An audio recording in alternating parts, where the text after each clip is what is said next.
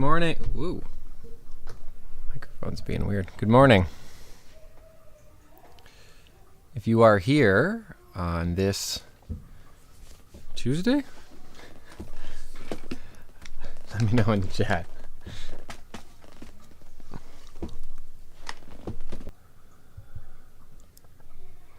If you guys wouldn't mind at some point checking your email this morning. There were some students that I've communicated with regarding things. Check your email. If I have sent you an email, if you wouldn't mind if you could please respond. That would be greatly appreciated. There we go. Okay, so we left off yesterday.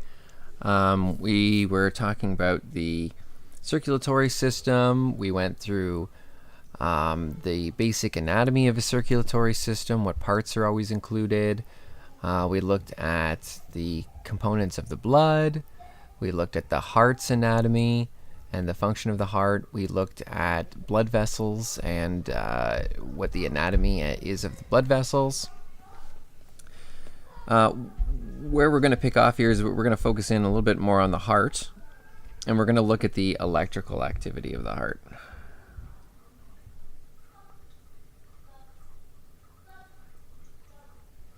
So we left off here just at the bottom of the circulatory system. This is probably where you are as well. So I want to talk, before we get into how the heart actually coordinates its pumping, I want to talk a little bit about how nerves send signals, because I think this is a little bit of a black box for people. Nerves and muscles. Now, nerves and muscles are using slightly different ions for the same purpose, but I mean the end product is the same. So you're probably already aware that you can use electricity, like direct current electricity, to stimulate muscle contraction. If you're electrocuted, people's muscles randomly contract, and it seems like there is some connection between electricity and nerve conduction and muscle conduction and activating the muscle. Well, it turns out they are exactly the same thing. Your muscles and nerves operate on an electrical system. So going way back to grade 9 now, I guess, for you. This is a muscle fiber, by the way, that I've drawn here, like a muscle cell. And this works the same way for nerves, but what is electricity? To be more precise, we're really going to be talking more about static electricity here, although they really are the same thing. One is just the other in motion. But what is static electricity? Does anybody remember this from grade 9? Or is this just like a forget about it? Oh, I think this is also in grade 11 physics, right? You do electricity, don't you? That course I haven't taught since my first year teaching, so I don't even remember. It's in grade 11 or 12. Anyone want to take a stab at it? What is electricity? What's static electricity?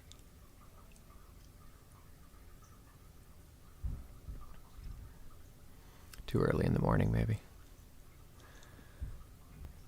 I don't want to cut people off if they're writing something. I don't see anything in the chat, so I'm going to assume that everybody is just waiting for me to move on, which I understand. So hopefully you remember from grade 9 that static electricity is just the buildup of a charge, right? It's when you have a negative charge on something or a positive charge on something. What are the things that have positive and negative charges? What are the objects, the particles that have positive and negative charges?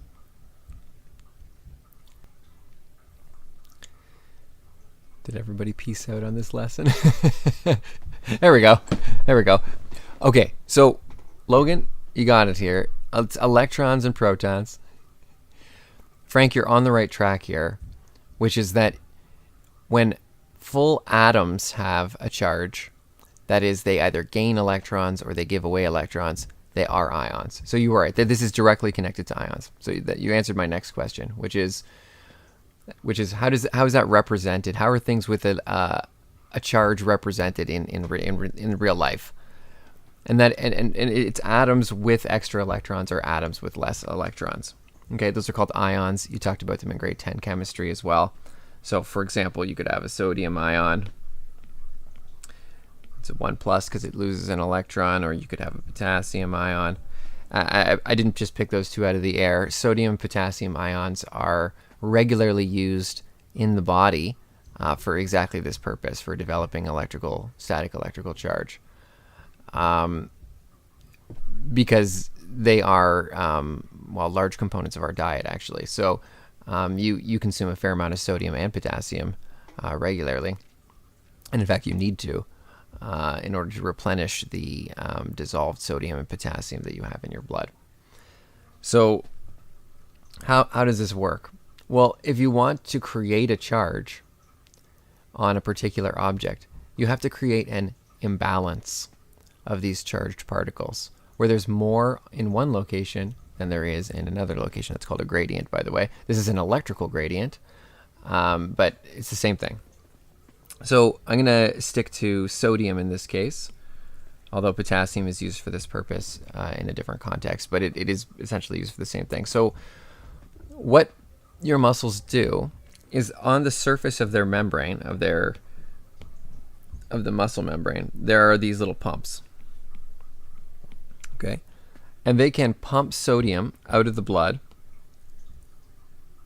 or I guess out of the intracellular fluid. It's continuous with the blood though, and pump them into the cell. Okay, if I pump a whole bunch of sodium ions into the cell, this is probably pretty straightforward for you.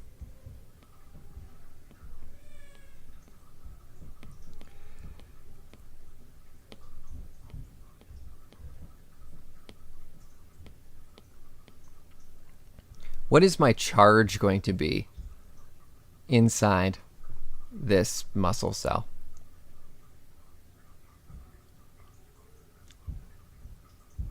What's my static electrical charge going to be? And I'm not looking for a number in like coulombs or whatever. That's you couldn't calculate that. But what would it be? What would the polarity of it be? I'm trying to make people recall here. There, grade 9. Electricity, if they haven't taken the electricity portion of grade 11 chemistry yet, or grade 11 physics. Actually, you probably talk about this in chemistry too, don't you? Maybe not its connection to electricity. That's more physics. What's it going to be? I feel like it's a one-word answer, so I. All right. Tuesday morning. No, oh, there we go. Thank you, Logan. Thank you. I appreciate it. This is going to form a positive charge, okay? And which means that, conversely, the outside of the cell is going to take on a negative charge, okay? So we've got a positively charged cell here and a negative charge on the outside. Now, whenever you create a gradient of charge like this, you can actually measure the difference in electrical potential energy from one side to the other, okay? And that's called a voltage. Electrical potential difference, right? Does this sound familiar from grade 9? So you could actually like put a probe on here,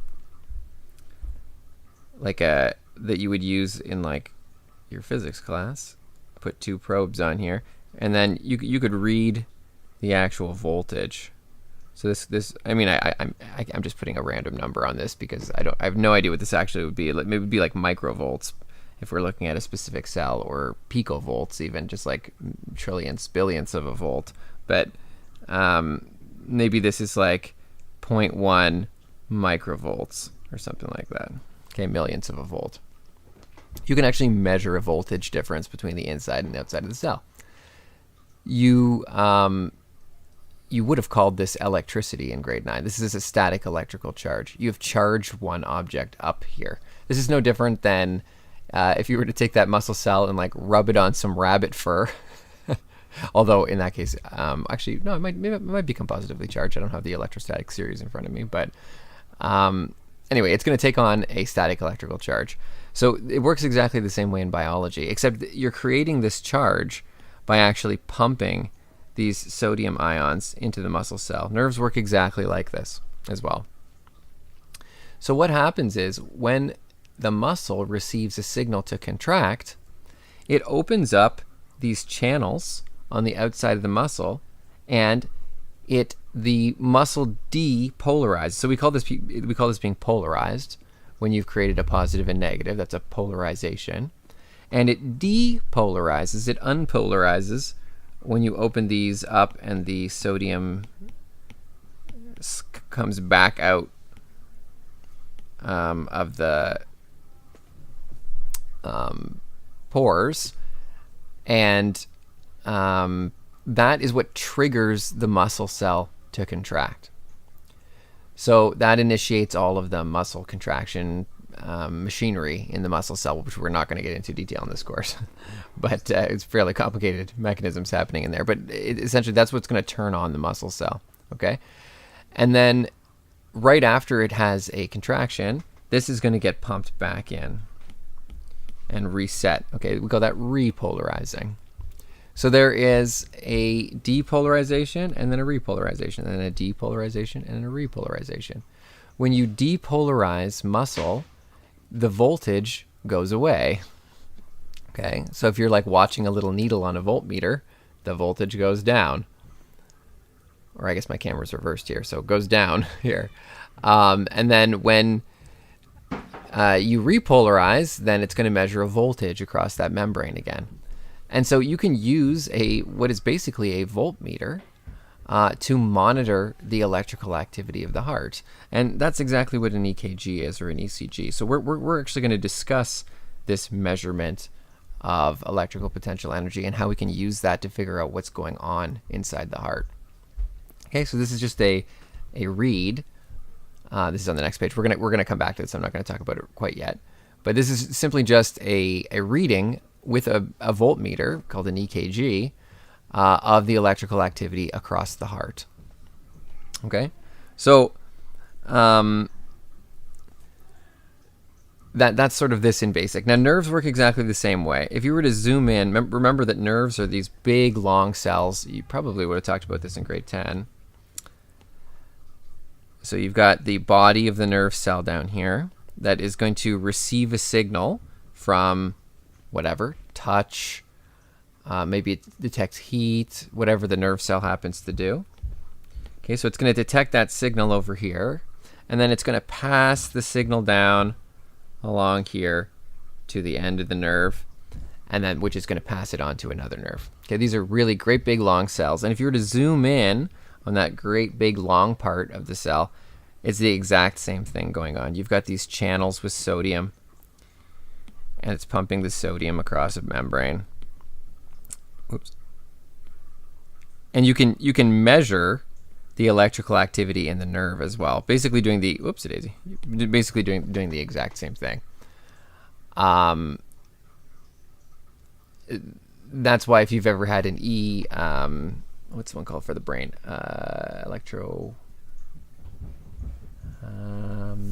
EMG? Electromyography? No. Electroencephalography, EEG. If you've ever had one done you can have the same sort of thing done for your brain that will measure the electrical activity of your brain. Because again, all the nerves in your brain are giving off these electrical potentials. So, okay, that being said, in order to get muscle to contract, it means that we need to give it an electrical signal. Usually comes from a nerve, and in the heart's case, it sort of has a dual starting point. And that is over here on the SA node. Whoops. Guys, I'll be back in 2 seconds, okay? Sorry. My apologies. Sorry about that. Baby stuff. Okay. So one thing I left out of my explanation over here is that cells can detect this change in polarity in a neighboring cell. So when this cell loses its polarity, when the sodium pops out and the polarity goes away, well, it actually activates the next cell, the adjacent cells that are touching it, and it causes them to also depolarize. So then all of the sodiums in the next cell will come out. It'll depolarize, then the next cell, then the next cell. And so you can send it down a chain. And that's why this is such an effective mechanism for like sending a signal across like a big muscle body. Remember that your biceps or your triceps or whatever are made up of thousands, hundreds of thousands of cells. And so you got to get them to all coordinate kind of together. And so in order to do that, you got to be able to pass that signal on down the line from cell to cell. So that happens in muscles. It also happens in the heart, which is a muscle. So the thing is, what we don't want to happen is for the signal to get passed along and just go straight down the heart from one end of the heart to the other. Because if the signal just went straight down from the top of the heart to the bottom, what we would actually get is a bunch of maladaptive contraction that doesn't actually push blood where we want to push it. Sure, the atria at the top here are going to end up pushing blood down into the ventricle. But then the ventricle is actually going to contract from the top of the ventricle. Whoops. It's actually going to contract from the top of the ventricle down to the tip. And that would be essentially pushing blood down towards the apex, which is away from where it's supposed to be pushing blood. So you want to squeeze blood in the other direction. You want to squeeze it up towards the bicuspid and the tricuspid valve, out of the heart, essentially, into the arteries. So we can't just have one big muscle contraction that goes across the surface of the heart. So in order to fix that, there is heart muscle tissue is special in that it's not necessarily activated by the cell directly beside it, directly adjacent. It has a pathway built into it that the electrical signal has to follow in order to communicate down the line from one end of the heart to the other. So I'm going to talk about that pathway right now. First of all, there is a location at the top of the right atrium. That's where this little blue patch is on here, right there. And that is called the sinoatrial node. The sinoatrial node is known as the heart's natural pacemaker. It's a grouping of cells, and those cells, even if you do absolutely nothing, even if your heart is not even hooked up to anything, those cells are going to send a constant, intermittent signal to beat, which is about 70 beats, 60 to 70 beats per minute. Beat, beat, beat, beat, beat. So the SA node is always sending that beat signal at a constant rate. And that's why it's called your heart's natural pacemaker. So that is the area of the heart that is coordinating all of your heart's beating, basically. And it can be affected by hormones. There are hormones that make it go faster and hormones that make it go slower. Plus, it's also hooked up to a nerve. There's a nerve right there. And remember that nerves use a similar sort of strategy to send a signal along them. They are electrochemical. And that particular nerve is called the vagus nerve. It goes to your brain, to your spinal cord, and then to your brain. However, you don't have to have your heart hooked up to your brain. Now, it's handy. Don't get me wrong. The vagus nerve is useful. For example, if you're walking along and you come to the bottom of a set of stairs and you look up, your brain knows you're going to climb a set of stairs. And so subconsciously, you will send a signal with your vagus nerve to your heart to say, beat faster. You got to beat faster. You got to beat faster. Because we got to start getting the body primed for exercise. We need to start sending additional oxygen because very, very shortly, there's going to be a greater need for oxygen in the muscle. So increase the heart rate, increase the heart rate. So the vagus nerve is very useful for that. It can provide some very rapid neurological control of the heart rate. However, you don't need it. So there are people that have their vagus nerve severed. It's pretty easy to sever it, actually, because it runs like underneath the clavicle, underneath your collarbone. And so people have a tendency to sever it accidentally in car accidents and things like that. But it's not hugely problematic to sever it. It does remove some of the functionality of your control over your heart rate. But remember that your SA node just kind of keeps beating independently. It just keeps going at about 60, 70 beats per minute. So you don't really need this nerve, but it does exist. So there is some neural control. There's a nerve that goes to your heart. I'm going to talk about where the electrical signal actually passes across the heart in order to get a coordinated beat. So again, it starts at the SA node. Then it follows a pathway that kind of goes from the top, the top of the heart here, and goes down. Oh, I should use a highlighter or something here. It goes pink. Travels down to the bottoms here of each of the atria. And that way you're going to get a coordinated contraction that's going to push blood down into the ventricles below. Okay? Then you'll notice, by the way, that the signal has split up here. So it's gone left and it's gone right. So the signal comes back together in the center of the heart. And that location has a special name. It's called the Atrioventricular Node, because it kind of sits between the atrium and the ventricles. The AV node makes sure that only one signal gets sent now from this point forward down to the apex of the heart. The apex is the bottom of the heart down here. Okay? You want this basically the two pathways that the electrical activity can take are not the same length. One of them is going to be a little bit shorter than the other one.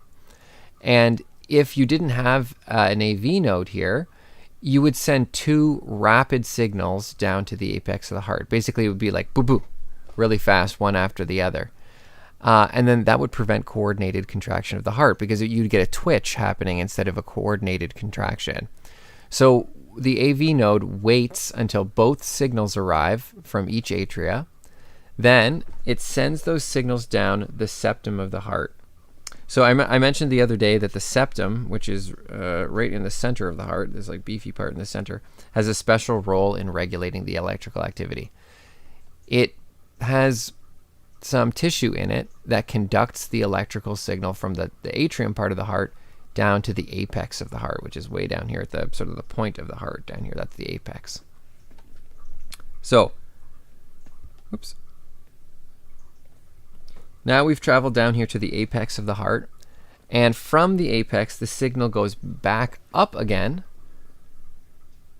through both of the ventricles. So one signal is going to travel up here through the left ventricle, and one is going to travel here through the right ventricle, and they're going to contract from the apex up to push blood up into the arteries that are coming out of the top of the heart.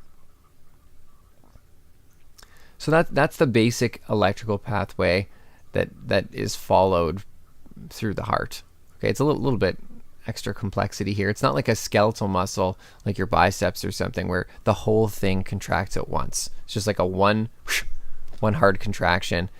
There's like a lot of nuance that's going on in the electrical activity of the heart, which is, by the way, why it's important to be able to read that electrical activity. That's what the ECG is. We're going to talk about that in a minute. So that's the electrical activity of the heart. I'm going to summarize it below in a second too, in text. Actually, why don't we do that now? So I'm basically answering question 4 here, which is how does the pacemaker work? So the SA node initiates the contraction from the top right of the atrium, top of the right atrium. It travels across the heart and down through both atria. Then both of those signals meet at the AV node in the center of the heart, and then they travel down the septum to the apex. Then both ventricles are going to contract from the apex upward.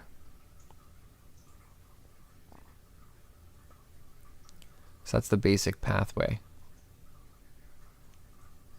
I know some people are doing artificial pacemaker for their medical technology. Basically, the artificial pacemaker is just acting as a man-made version of the SA node. And it's often hooked up to the SA node. There are different types of pacemakers, but that is primarily one of its functions.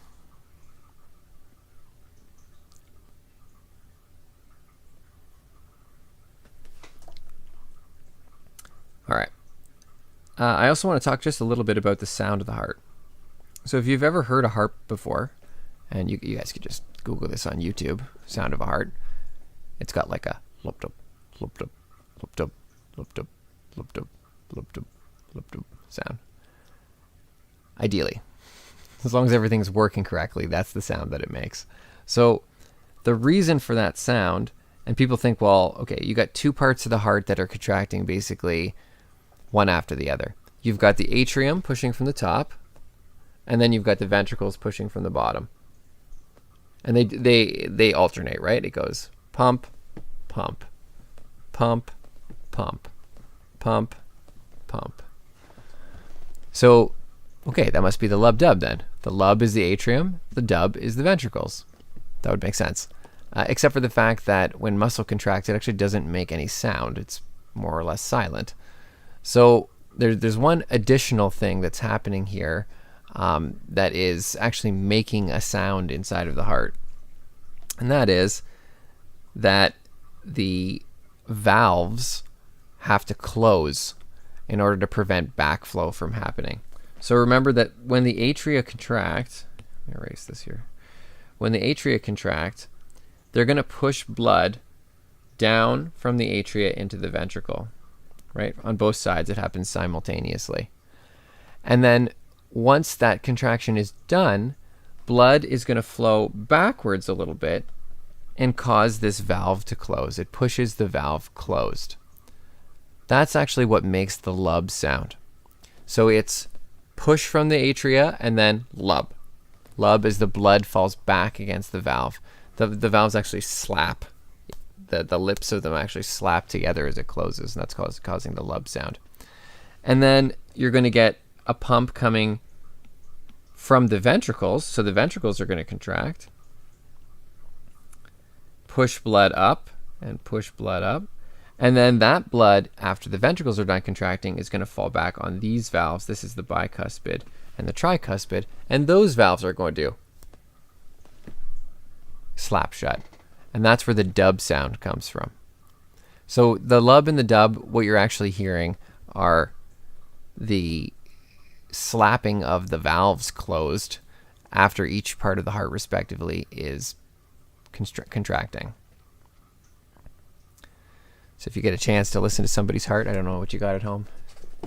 Listen to one of your parents' hearts maybe. But brother, sister, whatever. But that's the sound it makes. Lip dub, lip dub, lip dub. And it's the valve slapping closed. If there are additional sounds when you listen to the heart, other than the lub dub, like a lub shtub, or shlub dub, shlub dub, shlub dub. Anyway, an extra sound. That's what's known as a heart murmur. We're going to talk about those a little bit later as part of the sort of like circulatory system illnesses slideshow. But essentially, there shouldn't be any extra sounds. If you're hearing extra sounds, it could mean that one of the valves is leaking, or there's a hole in the septum, or a number of different things can cause turbulent flow of blood through the heart, which makes a sound. So those should be the only two sounds that you hear. And I just have that summarized up here. So where does the sound come from? The lub is the AV valves slapping shut after the atrium contracts. And the dub sound is the bicuspid and the tricuspid slapping shut after the ventricles contract.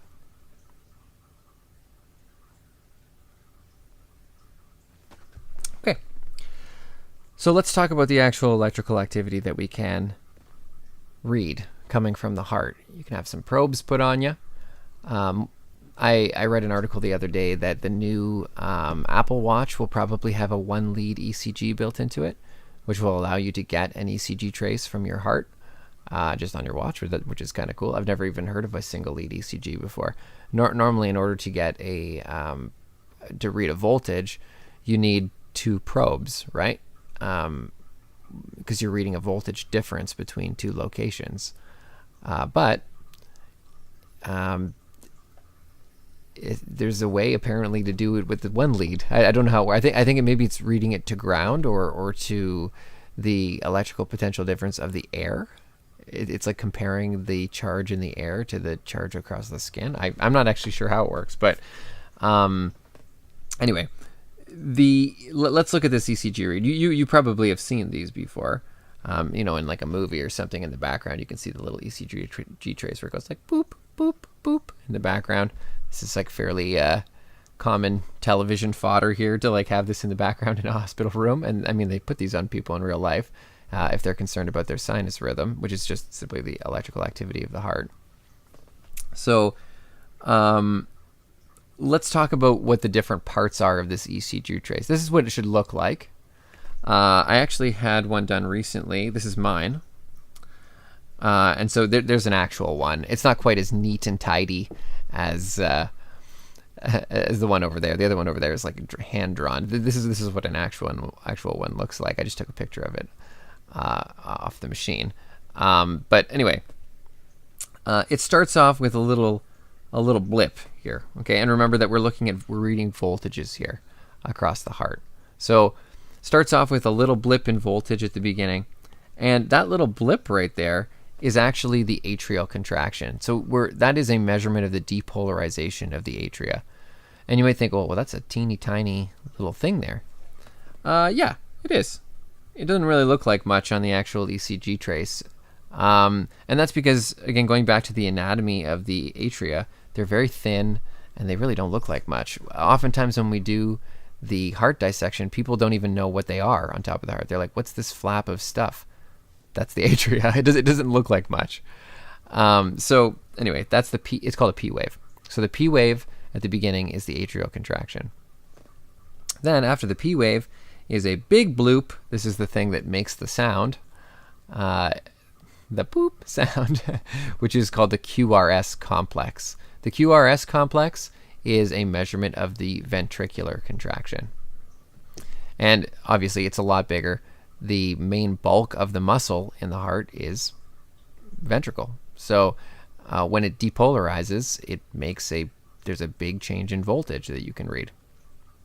So that's the QRS complex, and you can see it on my ECG trace over here as well. There's a big bloop right here. Depending on where you put the leads, you see first the polarization go one way and then the other. That's actually more dependent on the leads. If you put the leads in a slightly different location, it looks a little bit different, but the basic shape is there. Okay, so so sometimes the Q is more depressed in the QRS, but again, it has to do with where the leads are placed. So there's the ventricle contraction. Then there's a pause. That pause is called the ST segment. It's right here. And then another little bloop right here at the end. That little bloop at the end, called a T wave, is actually the repolarizing of the ventricle. There's also a repolarizing of the atria, but it kind of gets hidden under all of this here because it's very it's minor compared to everything else, so it's a little bit difficult to see. But the T wave here is the repolarizing of the ventricle. It's getting ready to contract again. We're pumping all of those ions back in across the membrane.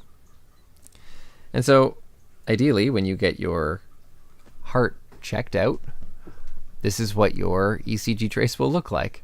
But there are all kinds of things that can go wrong potentially with the electrical activity of the heart. Maybe your T wave doesn't show up for an extra long amount of time, so your T wave is way over here. It's called a depressed well, actually, hold on. What's that? I can't remember the name of it off the top of my head. Depressed T wave, depressed ST segment. Might be depressed ST segment. When the ST segment is extremely long and it like kind of pushes your T wave way down there. If I'm remembering correctly here, that means that you're having difficulty repolarizing your ventricle tissue, possibly due to some kind of electrochemical imbalance in the heart. You can also see dual versions of these. So, for example, you've got a QRS starts, and then you get a second thing going on like this. Which means that both of your ventricles are not contracting together, so that the electrical signal has somehow destabilized from and they're not coordinated contracting together. All of those things are problematic and usually require some kind of intervention. So, and there's various causes. There's lots of different stuff. You could spend an entire career just focusing in on how to read the electrical activity of the heart and use that information effectively to treat a patient. So, but this is, most physicians have sort of a basic understanding of reading an ECG trace, and then if you're a cardiologist or something like that, you would know a great deal more, or maybe an anesthesiologist or something. I know my brother gave me a book once on ECG trace reading. It's like a 500-page book that's just about like all the different ways that you can analyze ECG traces. I didn't read it. It's not really my cup of tea, but anyway, that knowledge exists. So that's how the electrical activity of the heart is read. So I call this an ECG, electrocardiogram. That's how it's written in the US. In Canada, we have a tendency to call this an EKG. An EKG is the same thing. It's just that cardio is written with a K instead of a C. And that's the original spelling. This device is a German invention, and cardio is written with a K in German. And so that's just like basically a direct usage of electrocardiograms straight from German. And so depending on who you talk to, some people say EKG and some people say ECG, but it's the same thing. So a couple little things to analyze here. You could have atrial fibrillation. Fibrillation is when you just get a twitch happening in your muscle, and it's not a coordinated contraction. It's just a twitch. Twitches don't pump anything. So that is maladaptive. The atria are not super duper important to you remaining alive because they really don't do that much. They help fill the ventricles. They make it more efficient, but they're not absolutely essential to keep the blood flowing in your body. So it's not necessarily immediately fatal if you have atrial fibrillation, although it's probably something that you want to investigate medically. But if you have atrial fibrillation, your ECG read looks something like this. So you still have an obvious QRS segment because your ventricles are contracting normally. But the other part is just a twitch. So there's a bunch of noise in the ECG read, which is just the atria just constantly twitching. They're not working properly. This is like sometimes known as a heart flutter, or depending on the person, sometimes you can actually feel this if you have an atrial fibrillation. So that's what the ECG trace looks like if your atria are fibrillating. Now the other one, the bad one, I mean they're both bad, but the other one that is of much greater concern is ventricular fibrillation. So you would have seen this before also on medical shows when the trace on the ECG just starts going crazy and just starts going zippy all over the place. So sometimes people before they go into ventricular fibrillation will become really tachycardic. So their heart rate will beat very, very quickly. And then it will stop beating in a coordinated way. And when the heart stops beating in a coordinated way, it looks kind of like this. It's just basically random high intensity electrical discharge of the ventricle. So it just your ventricle is just twitching. It's not doing any pumping. Uncoordinated twitching. And then eventually, if that continues for an extended period of time, then you have no electrical activity in the heart because, it can't fibrillate forever. It's not giving itself any oxygen while it's fibrillating, so it's not able to provide any oxygen to its tissues. And obviously, if you don't provide oxygen to tissues, they die eventually. So you are going to get a flat line at some point where there's no electrical activity in the heart. And one thing I want to point out about this is that pretty much any time you've ever seen a defibrillator used on TV, they've used it incorrectly. Almost every single time. I'm sure there are examples in movies and TV of people correctly using a defibrillator, but they are extremely few and far between. Because, as you can imagine from the name, a defibrillator is used to stop fibrillation. And remember that fibrillation is happening here. Okay, this is a fibrillation. How many times in a movie have you seen somebody use a defibrillator when this is happening? I would say it almost never happens. I can't think of a single example. What happens in movies is they use the defibrillator when this is happening, which is no electrical activity. Does this ever bother you in movies, love? When the people use a defibrillator when there's like a flat line, when there's no electrical activity in there? All the time. Sneaking in. I want to be on the video. Okay. I could have just brought that up to you. It's okay. I'll sneak in. Yes, Okay. it bothers me all the time. Anyway, this is not a great time to use a defibrillator over here.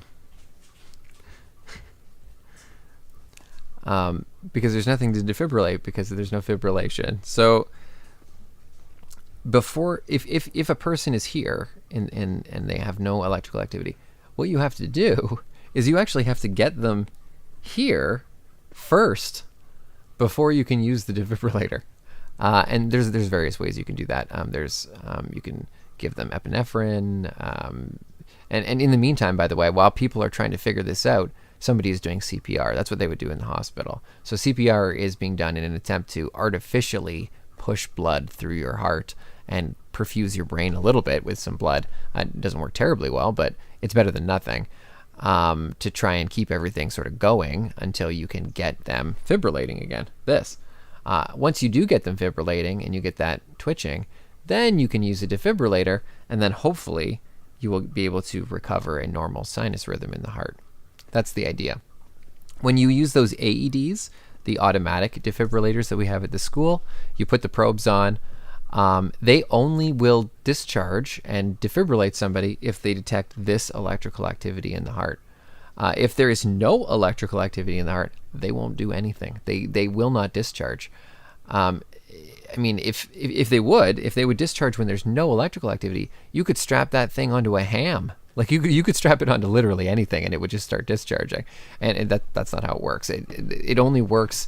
It has to read some type of electrical activity in the heart in order to make an attempt at defibrillation. So as do physicians, by the way, they're not defibrillating you when you're flatlined. So I just wanted to point that out because that's now that you've seen this, now that you know that, every time you see this in a movie, you will notice it and go, oh man, that's so silly. It makes no sense at all. Anyway, I just want to point that out. Okay. Couple more things I want to mention here, and then we're going to go through some illnesses of the heart. I just want to mention that's where we're headed now. I'm just going to quickly talk a little bit more about regulating the heart rate. Regulating the heart rate. Cat, what's wrong?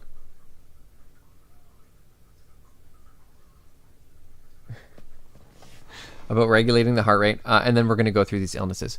Once that's done, that's the end of the unit. So we are done at that point. Let me just quickly double check to make sure there isn't anything else sitting here. I don't think there is.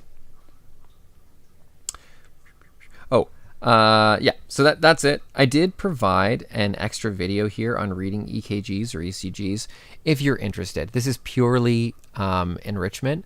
If you have an interest in looking at more detail at the different parts of an ECG read and how to use them to read the health of the heart, that information is available to you. I found a good video on it from Khan Academy. I'm not going to get into it in this level of detail, but you're absolutely welcome to look at that if you'd like. I posted the fetal pig dissection, but I'm going to leave that to you as you decide what is the best way to spend your time in order to prepare for the quiz.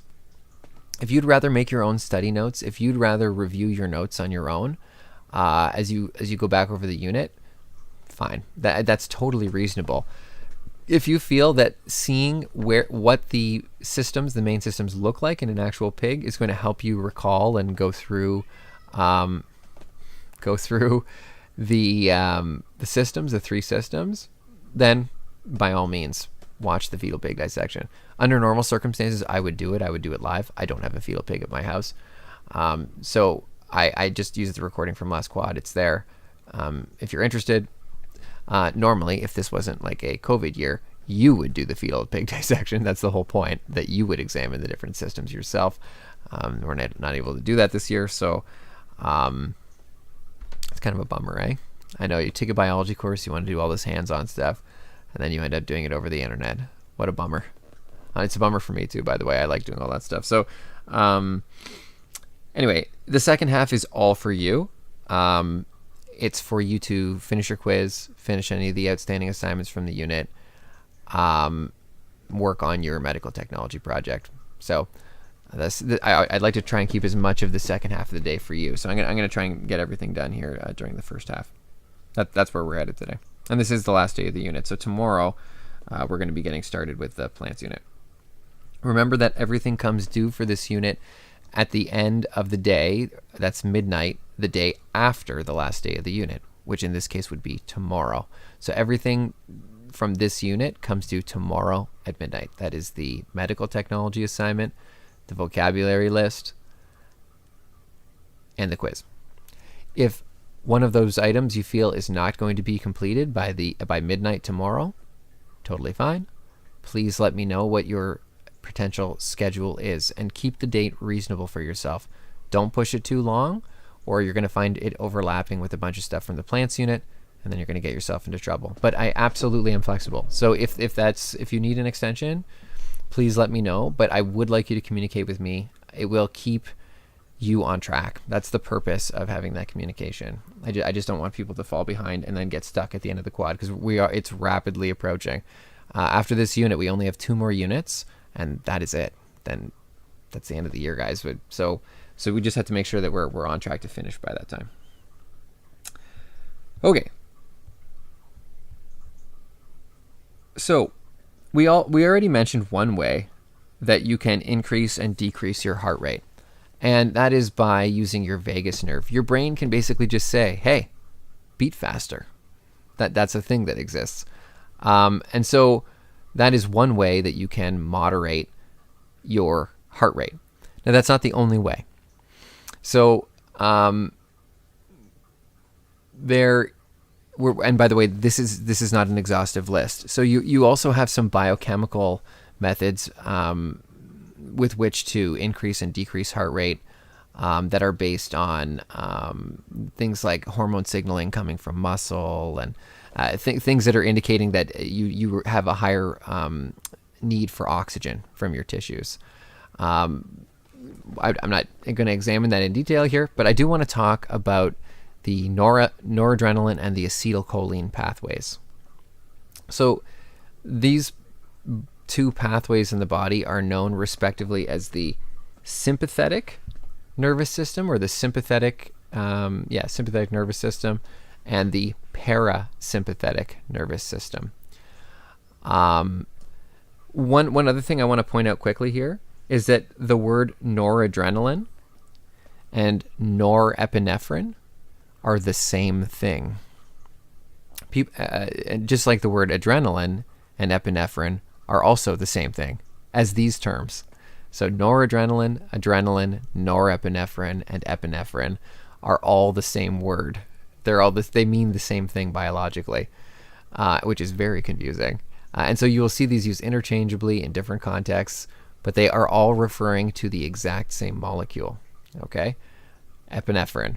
So for example, when you use an EpiPen, that is noradrenaline or norepinephrine or epinephrine or adrenaline. That is what's coming out of that EpiPen. That is the same thing.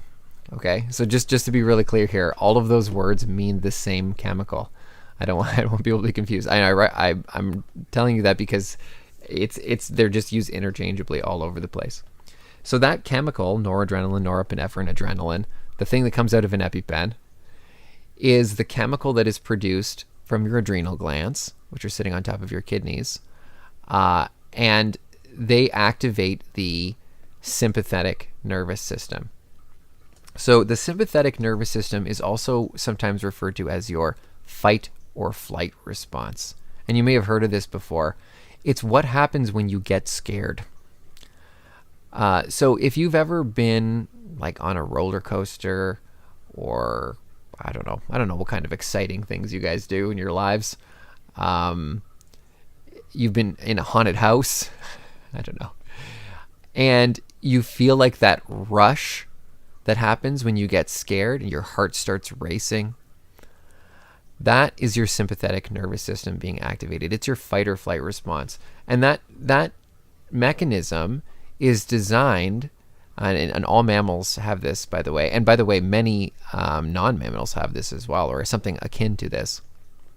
It is a automatic response that your body has to environmental stress, with the objective being it is to prepare you to escape or fight. That's the fight or flight. It enables you. It makes you very alert. It increases your heart rate, so it prepares you for vigorous physical exercise. So all of these things are adaptive in order for you to essentially protect your life. It is preparing you to protect your life. That's the fight or flight response. And it is, like I said, it's a response that is activated by environmental stress. Now, unfortunately, it's not just activated by haunted houses and skydiving and roller coasters. It's also activated by emotional stress. Are you having an argument with your parents? That activates your fight or flight response. Are you stressed about a homework assignment? Are you stressed about your relationship with your partner? That unfortunately also triggers your fight or flight response. Now, it doesn't trigger it as dramatically. It's a smaller triggering of this pathway, but all those types of stresses do activate the sympathetic nervous system. So in the short term, that's an adaptive mechanism. It's good to activate it because you want to preserve your life. that it has kept humans alive. However, it's maladaptive. It's not an adaptive mechanism when it's being activated by sort of life stress.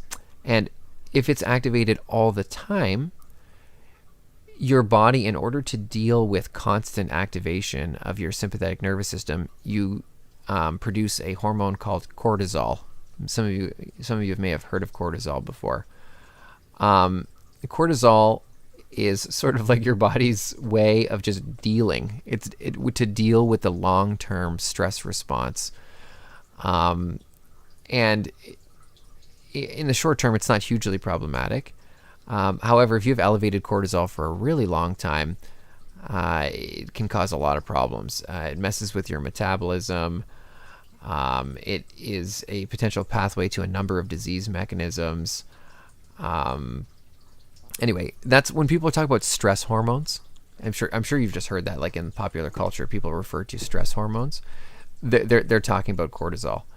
And anyway, I don't want to get into it too deeply here, but it's produced in order to help your body cope with constant activation of your sympathetic nervous system. Now, ideally, once the danger has passed, once you've escaped from that lion, once you've caught that water buffalo or whatever has caused the fight or flight response to occur, what your body should do is activate the parasympathetic nervous system. So it produces a chemical called acetylcholine, and it's produced at the neuromuscular junction. Neuromuscular junction is where the nerves meet the muscle. It's the spot where the nerves touch muscle to activate it. That's where you're actually producing this acetylcholine, and that has the exact opposite effect of adrenaline, in that it is going to reduce. Sorry, I forgot. The most important part of this is that the heart rate part. So when you release adrenaline, it sends a signal to your SA node via adrenaline to beat really fast. It's time. We need to escape. Beat fast. Whereas the parasympathetic nervous system is releasing a signal that says, chill. We've dealt with this stress. Reduce your heart rate. Relax. And you can in some ways activate the parasympathetic nervous system through things like meditation and things like that, where you can kind of force the hand of it a little bit and cause this parasympathetic nervous activation. So anyway, those are sort of two systems. They're running in opposition to each other. One to elevate the heart rate and prepare for fight or flight, and the other to basically relax you once that danger has passed. As a side effect, by the way, of adrenaline, you also get blood being redirected away from your digestive system. Again, that is in order to protect you, so that you have more blood supply available for muscle. So it inhibits digestion. It increases your sweat response. Again, all of these things that would be adaptive in order to protect you from harm, but you don't necessarily want that all the time.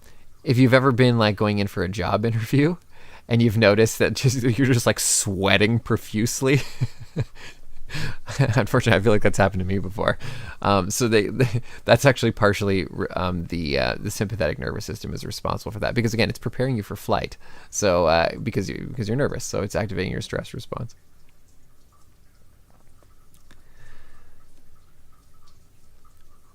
Okay, really briefly here, I want to mention the idea of cardiac output. You have the ability to force your heart to pump more blood per pump. In other words, you don't just have the ability to make your heart beat faster, but you can also make your heart beat harder.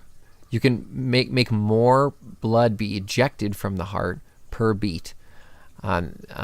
You can also cause it to empty itself more. So instead of it only pumping out half of its volume at each beat, you can make it pump out, 8/10 of its volume or something like that. So that's called the ejection fraction. How much of the blood in the heart is actually being pushed out with each beat. And you can kind of turn that up. So that's also part of the stress response. You're increasing what's called your cardiac output. So the cardiac output is how much volume your heart pumps per minute. It has two components to it. One is how fast your heart is beating, and the other is how hard the heart is beating. So those things together are responsible for your cardiac output. When you exercise and you build up your heart muscle, in other words, you make your heart stronger, you can actually increase your ability to raise your cardiac output. In other words, you're increasing your maximum cardiac output. That also means that at rest, if your heart beats more blood per beat, more is pushed per beat because your heart is stronger, you've trained it, you don't actually need to beat quite as much at rest in order to pump the amount of blood you need to keep your body properly perfused with oxygen. So instead of having a heart rate of like 70 beats per minute, which is probably average, you might have a heart rate of 60 or 50. Or if you're an elite athlete, a cyclist or something like that, you might have a resting heart rate of 40 beats per minute or even lower. I've heard of 35 before.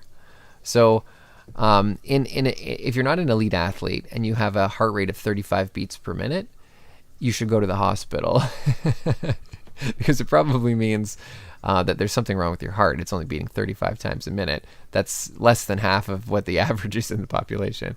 However, if you're an elite athlete, your heart actually could be so powerful that it only needs to beat 35 beats per minute in order to keep you normally perfused with oxygen. So I find that fascinating. So you can really, really strengthen your heart so that it doesn't have to beat so much at rest. So that's the concept of cardiac output. Okay, the very last thing I'm going to mention with regards to this before we start talking about some illnesses here is this idea of blood pressure. So when you measure the blood pressure, when you measure blood pressure, what you're measuring is when you're measuring on the arterial side. When blood is leaving the left ventricle and going into the aorta, the blood pressure is how hard the blood is pushing against the walls of the artery. And we talked previously about pressure here, that like the average pressure during contraction is like 3 psi, that like the same pressure that's in like a properly inflated football or a soccer ball. That would be that's while the ventricle is contracting. And you've probably seen these measurements happen before. You put a little strap on somebody's arm, you pump it up until the blood no longer flows through their arm. That's what you're doing. And then you have a probe, and you listen. You start letting the pressure off, and you listen for when blood starts flowing again. When it starts flowing again, that's when the cuff pressure is at the same pressure as your artery. So that would be the highest pressure that would come out of the heart. So that high pressure, the pressure that when the ventricle contracts and pushes, that's when it's going to be the highest pressure. That's known as your systolic pressure. So the systolic pressure is written usually on top when you write a blood pressure measurement. That's the highest pressure in the heart that happens during contraction, and it's almost always measured in millimeters of mercury. I think I mentioned on the other day when we were talking about pressures that in biology, millimeters of mercury as a measurement seems to be like the most prolific in biology. I don't know why we've landed on millimeters of mercury, but that seems to be the most common pressure measurement. You could, of course, convert this into kilopascals or PSI or some other pressure measurement, but millimeters of mercury is typically used in biology. So 120 millimeters of mercury is average for a normal systolic pressure, okay, which is the pressure during contraction of the ventricle. When the ventricle is relaxed, there is still pressure in the artery. It's not like it doesn't go to zero pressure. If the pressure went to zero, then there would be the opportunity for blood to flow backwards in the artery, which is bad. You want no backflow happening in your arteries. And so in order to keep everything moving in one direction, there is still some residual pressure that exists in the arteries after the contraction is finished. So that pressure while the ventricle is resting is known as the diastolic pressure. So diastolic pressure is the pressure during the rest of the ventricle, and it's usually written on the bottom in millimeters of mercury. So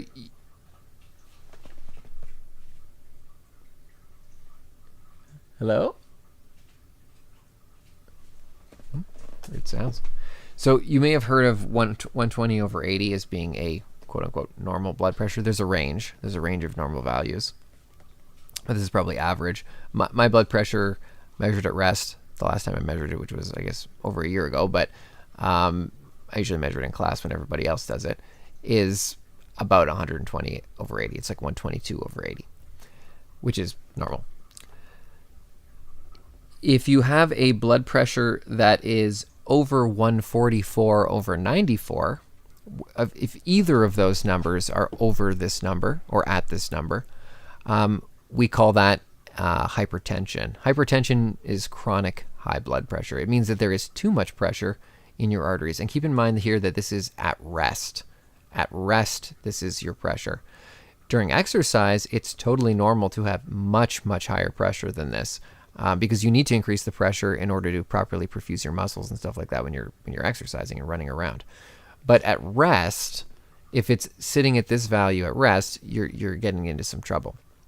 And the real issue here is that if it's elevated for a long period of time, you're going to start to damage the inner surface of your ventricles. And that can lead to athero and arteriosclerosis, which we're going to talk about when we talk about illnesses of the circulatory system. So it probably requires medication or some type of interventional treatment at this point. If you're younger, I should ask my wife about this. I'm not actually sure about what the recommended treatments are. They might put you on drugs too for this, but I think there are dietary interventions that can be effective. Certainly exercise interventions are useful. If you exercise regularly, you are far less likely to have chronic high blood pressure because, you're just doing a better job maintaining your arteries. The exercise itself has the effect that it prevents things like arterial and atherosclerosis and can reduce high blood pressure. It can even be used to repair some of the damage that is causing your high blood pressure. But now, that being said, if you're older and you have chronic high blood pressure, you sometimes have to be careful about exercising because suddenly doing intense exercise can be maybe triggering for something like a heart attack or a stroke. So you have to be far more careful when you're introducing intense exercise when you're older. But certainly for young people, that's generally not considered to be a concern. Okay, not that it never happens, but it's very, very unlikely. Does anybody have any questions about anything that we've covered here so far? Blood pressure, modifying your heart rate, the sympathetic and parasympathetic nervous systems, the electrical activity of the heart, fibrillation, anything that we just talked about with regards to regulating your circulatory system and how you sort of have the ability to modify function. I did it this way as a note. I could have just given this to you as a reading, but it's a real dry read. So I gave you, we'll say the uber summary here of a chapter of the textbook. It's quite a dry read.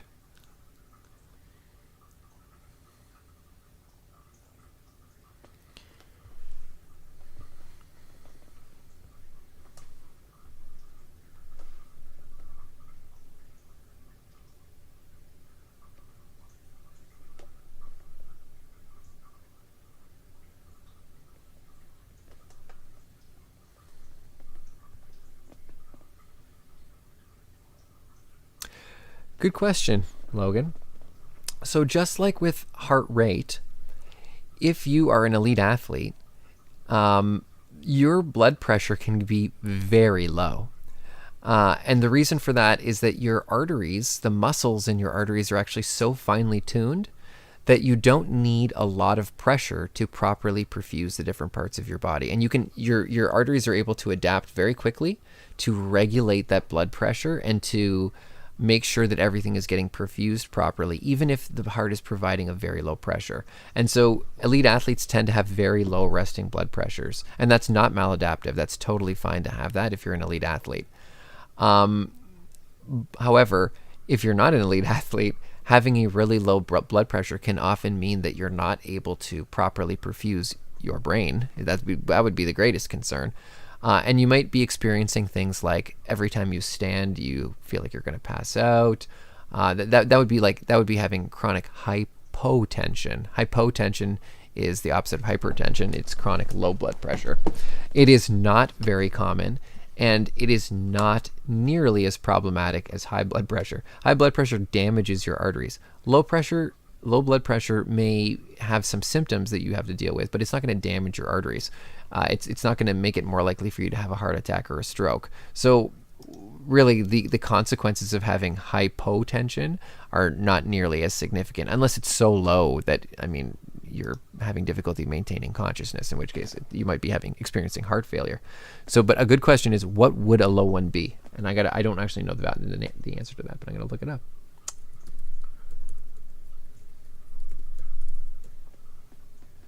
No worries, I'll write it in my attendance, Nikki. It's defined as a systolic pressure of less than 100. That's how it's defined. A systolic pressure of less than 100. 100 in women and 110 in men. So if your resting pressure is less than 100 in women or less than 110 in men, we consider that to be chronic hypotension, in which case you may be experiencing things like dizziness or other things that are associated with moderately low blood pressures. Obviously, you need a baseline of at least a certain amount of pressure in order to actually pump the blood around your body. If it goes too low, you're going to become unconscious. Sorry, I hope I answered your question there, Logan. That's the actual value that's used for diagnostic criteria. But again, it doesn't necessarily apply if you're an elite athlete. They can deal with much lower pressures. Okay, I mentioned this one already. This, by the way, goes, if you're looking where this goes on the next sheet here, circulatory system disorders. This is organized a little bit differently than the other sheet. The other sheet was organized into causes, symptoms, and treatments. This sort of follows the text on the slides a little bit more closely. And I did that intentionally just to so we could maybe go through it a little bit quicker. So, a heart murmur is when your heart is making extra sounds. The extra sounds indicate turbulent flow, which means that there is just blood flowing erratically inside your heart, usually because it is flowing through something it's not supposed to, like a leaky valve, or sometimes it can be that there is actually a hole in the center of your heart that's called the septum. Oops. Like right here, there's a hole in between the two halves of the heart, or between the two ventricles of the heart. Now, you have a hole there when you're first born. Everyone has a little one, because remember, your lungs are not functioning when you are, unborn. You're not breathing. So your heart doesn't actually pump blood to your lungs. That route is kind of cut off before you're born. So the blood is actually just exchanged straight through the septum from the right side of the heart to the left side of the heart. But basically, the moment you start breathing, a process is initiated that closes that hole, and then it heals over and becomes very thick. It becomes the thick septum of your heart. And that happens, like I said, basically instantaneously when you start breathing. So if you have a hole in there at any time after that point, that's a problem. So small holes are not necessarily hugely problematic because there's only going to be a little bit of leakage between the deoxygenated and oxygenated sides of your heart. So it may require no treatment if it's very small. But if it's of any significant size, it's going to drastically reduce the efficiency of your heart, maybe to the point where you're actually having difficulty getting enough oxygen perfusing to your body, in which case it probably requires a surgical repair. So that would be if there was a hole in the septum. It's also possible for any of the valves to potentially leak, and some of the valves are more likely to leak than others, and that may necessitate you to have a valve replacement or a valve repair surgically. So again, it all depends on how severe the issue is. Sometimes they're very minor. If the heart murmurs are barely audible with a stethoscope, it's possible that it doesn't require any treatment. But there's usually some type of follow-up, usually at least a ultrasound of the heart, just to check on what is potentially causing the murmur. Because if, for example, you have an infection in your heart and that's causing some unusual buildup on your heart valves or something like that, you want to know that so you make sure you get the appropriate treatment for your murmur. So anyway, that's heart murmurs. An MI. This used to be the #1 cause of death. It's a pretty close number 2 now. So myocardial infarction is also known as a heart attack, and it's when you cut off the blood supply to the heart. You'll notice that this is the aorta coming out of the heart right here. This right here is the aorta, and you'll notice that there's some little vessels running backwards off of the aorta that go over the surface of the heart right here. Those vessels running backwards off the aorta are called the coronary arteries, and they are the arteries that actually deliver blood to your heart muscle tissue. They're relatively small. I'm going to show you a picture of it on like a dissected heart on another page so you can see what they actually look like. So this is one of the things that we examined when we do the heart dissection in the course, so it's unfortunate that we don't have an ability to hold this in our hand, but what's happening here is that usually a clot or a piece of debris in the circulatory system, which could be a calcium that's broken off a location in an artery, is going to get jammed up inside one of your coronary arteries and block blood supply to an area of the heart. If you do that, that heart muscle tissue really cannot do very well without a constant, significant blood supply, and so it begins to die. And that can be quite painful. It causes chest pain, shortness of breath, people get nauseated, vomit, sweating happens, people get very anxious. Commonly it's said that people experience a sense of impending doom. I shouldn't laugh. This is a terrible experience for people. As mentioned here, it's usually due to a blockage of the coronary artery. The arteries are usually already thin, or narrow, I should say, not thin, narrowed. In other words, their inner diameter is lessened because of things like arteriosclerosis and atherosclerosis, which we're going to talk about a little bit later, but essentially plaque buildup on the inside of the arteries. And so if you have that plaque buildup, it makes your chance of having a heart attack much, much higher, because it's likely that some of that plaque will get dislodged and potentially form a blockage somewhere else, or a small clot is going to block the passage because it just doesn't take very much to block it anymore because it's so full of plaque. So both of those things are going to strongly contribute to your chances of having an MI. Before I talk about the surgery component here, I want to be very clear that surgery is not what's going to happen during your MI. During your MI, you're going to want to break up that clot. So if you've got a clot in your heart, if you've got a cork basically in one of your coronary arteries, they're going to be treating you with drugs, clot busters, to try and break that piece of junk apart and allow blood to perfuse to that area of the heart again. So that's what's going to be done in an emergency situation.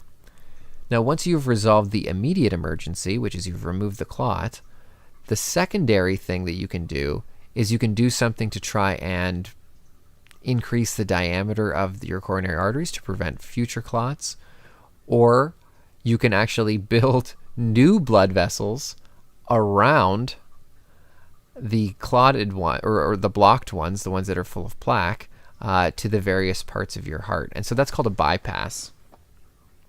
So a bypass is going to take usually a vein from your leg, and you're going to sew that vein from the leg from an artery nearby the aorta and sew it back onto the heart. You're basically creating a new pathway for blood flow into the heart. And really cool, if you take a vein, those are veins from your leg, by the way. You can't remove arteries to do this. It's got to be veins. That vein over time will actually become very muscular, and it will start becoming an artery, which is really fascinating. I think that's so cool. So if an artery is under high pressure for an extended period, it changes its morphology and becomes an artery over time. So anyway, it does that. You can have a double bypass, a triple bypass, a quadruple bypass, which just means that more and more bypasses are being built in. Okay, you can also have other things done, laser therapy. They use these. There's a certain type of drill that they use to drill through plaque buildup. Stents. Stents are sort of like putting in. It's like a little tube, and then once the tube is in the artery, they expand the tube outwards. It's like a mesh tube, and then once it's expanded outwards, it kind of holds the artery open. That can cause damage, and it tends to get covered in plaque again very quickly. So that's called a stent. Stenting doesn't tend to work too well, I don't think. It's not a great long-term solution. But again, these things are there to keep you alive, so you do what you got to do. But coronary bypasses are very common. Here's an example of a human heart that has some bypasses sewn onto it. You can actually see these extra vessels. If you look at I wish I would have put a heart here for comparison, but this vessel doesn't normally exist on the heart. None of these vessels exist. These are new vessels that have been sewn onto the surface of the heart to bypass blocked areas of the coronary artery. Remember that this is not done in an emergency situation. You're far too unstable during an MI to do a coronary bypass surgery. But once you've resolved the blockage and you have some perfusion again of your heart, this is done to prevent a future heart attack. So, and there's an example of somebody having some open heart surgery. This is a bypass surgery. Just sort of as an aside here, I wanted to mention what this cool machine is in the background. I believe somebody also told me that they wanted to do this as their technology for their project, which is totally cool. This is called a heart-lung bypass machine.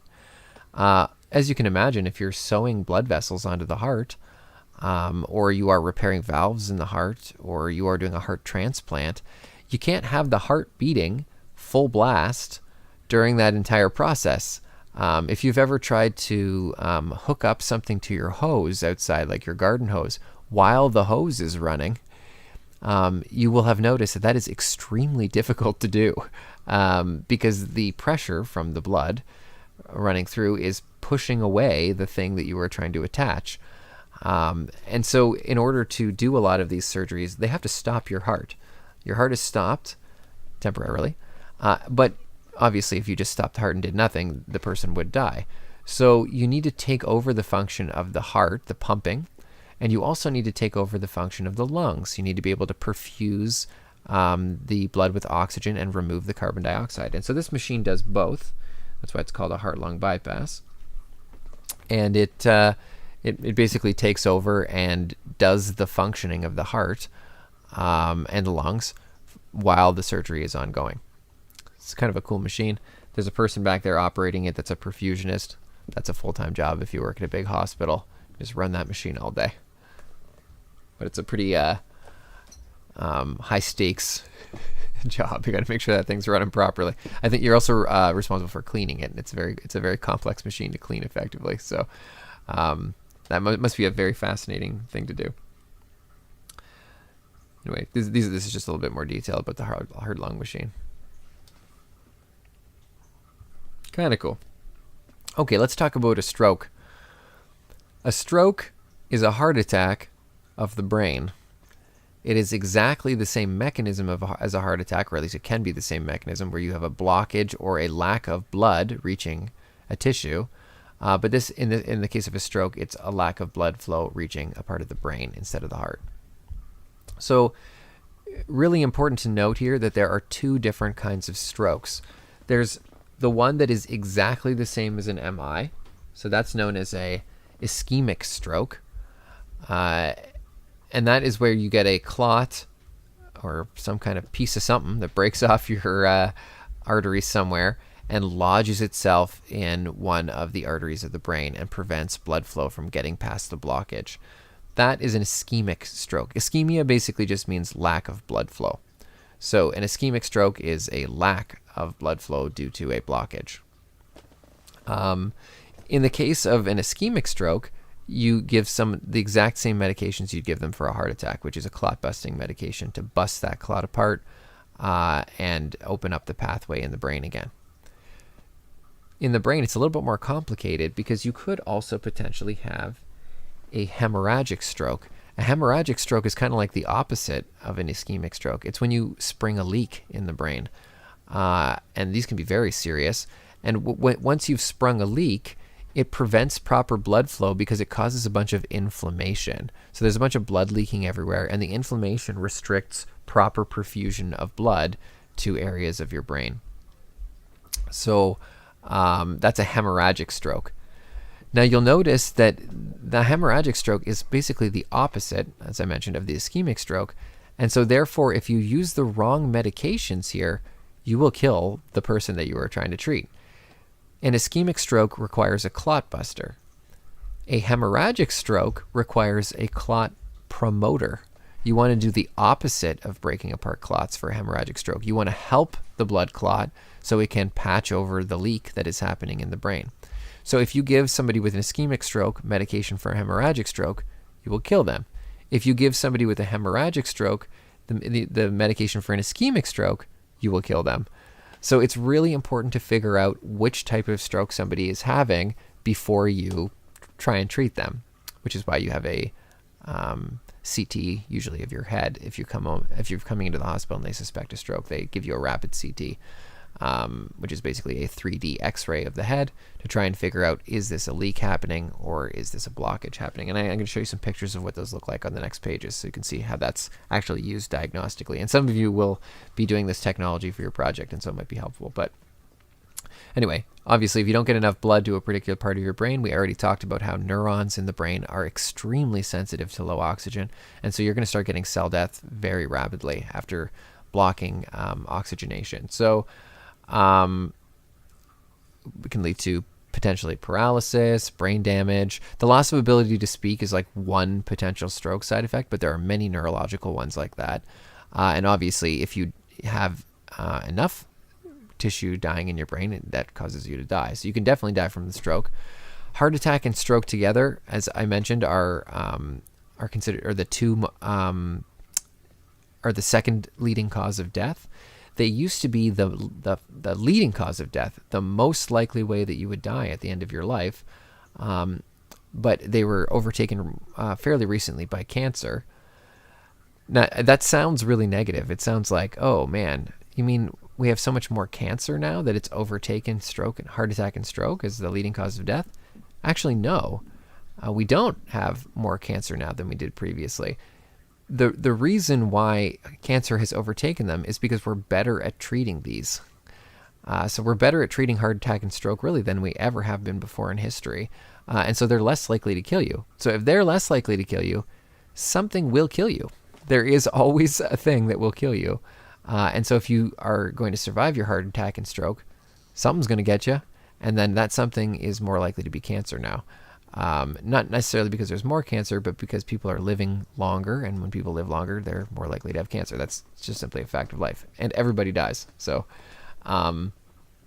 anyway, that's a really nice little tidbit to be discussing on a Tuesday morning. But let me move on here. They can be very mild. You can have these tiny little ischemic episodes in the brain that are transitory. In other words, they happen momentarily, then they clear up. They may actually be fairly common in the population, have these transitory ischemic events in the brain, or they can be extremely large scale. You can have very large artery blockages in the brain. Those are usually fatal, but it all depends on what part of the brain specifically is being blocked off. It's one of the leading causes of disability because post-stroke, usually there is some permanent damage to the brain, in which case it maybe affect your mobility, or it may cognitively affect you as well, depending on which part of the brain has been blocked off. And there are a bunch of risk factors. These are the same risk factors as for heart attack, by the way, which is hypertension, high blood pressure, damages the vessels. Smoking is related to heart attack as well. Diabetes, high cholesterol, all of those things. Lack of physical exercise is also a risk factor for stroke and heart attack. On the left-hand side, you'll see a CT scan of somebody's brain who is having a ischemic stroke. Actually, no, you wouldn't be able to see this. This must be an MRI image. This is an MRI image showing an ischemia in the brain. You can't really see ischemia with. You can see the blockage sometimes, the actual block in the artery with a CT, but you can't see areas that are not being perfused properly. That's for MRI. So this must be an MRI image. This is a CT. Here we go. This is a CT scan of somebody's brain showing the opposite here, a hemorrhage. And you can actually see the pool of blood inside the brain on the CT, which is an X-ray. So there's some pooling going on there. There's basically blood in places where there shouldn't be blood. That those area, I believe, are called sulci. They're like basically just areas that have fluid in the brain, and usually they just have regular clear cerebrospinal fluid in them. But if they have blood in them, like they do in this image, it means you got a leak. So, okay, before I go on, I'm going to talk about arterial and atherosclerosis now. Does anybody have any questions about any of the illnesses that we've discussed so far? Heart attack, stroke, anything?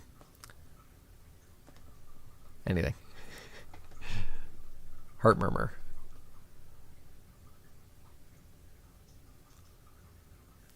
They're really common, so those tend to be the illnesses that people are curious about.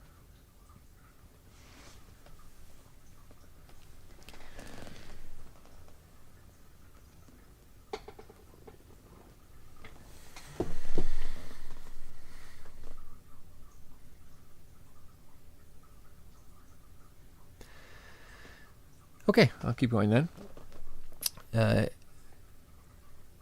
Arteriosclerosis and atherosclerosis sound very similar.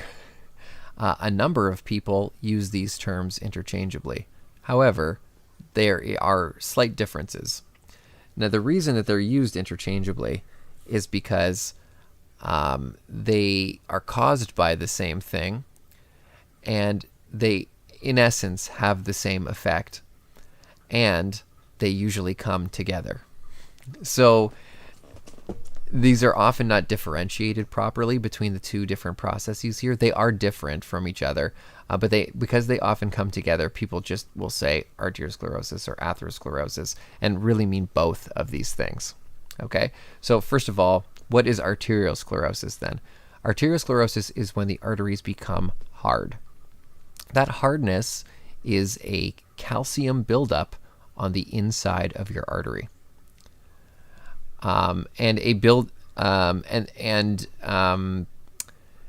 It's due to damage to the artery. The arteries can become damaged from prolonged high pressure, and they can also experience chemical damage.